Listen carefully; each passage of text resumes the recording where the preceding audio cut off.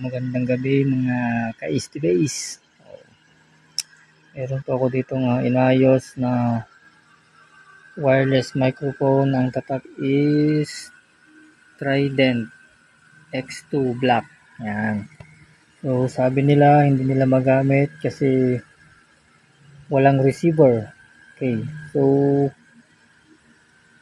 sa unang tingin kung binuksan ko wala namang problema kasi hindi naman non-repairable naman po kasi ito kasi disposable naman po ang mga ito. So meron lang po akong napansin dito sa display niya na nakalagay mute. Yan. Yung channel A at channel B niya is naka-mute.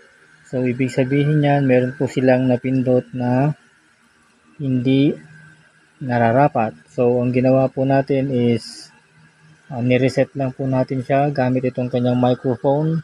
Yan. Okay. Gamit po yung kanyang microphone. Ito po yan. Okay. So itong power on po niya at saka yung button po ng set na nakikita nyo. Hindi ko, ayan po. So itong set na yan. Ito set. Yan. Kailangan po yan pagsabayin na pindutin. I-hold po silang dalawa. Long press hanggang sa magkaroon po ng hindi ko po kasi hawak ko po itong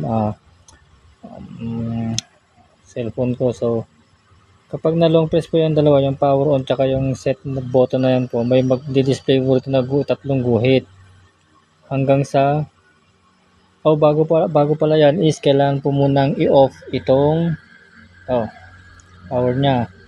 Kapag na-off na po yan, hindi ko na po siya i-off. So nagawa ko na kanina. Pag i-off po natin yan, yan halimbawa naka-off na yung receiver, itong transmitter po, itong power on tsaka set, kailangan pagsabay na i-long press siya hanggang sa magkaroon ng guhit-guhit.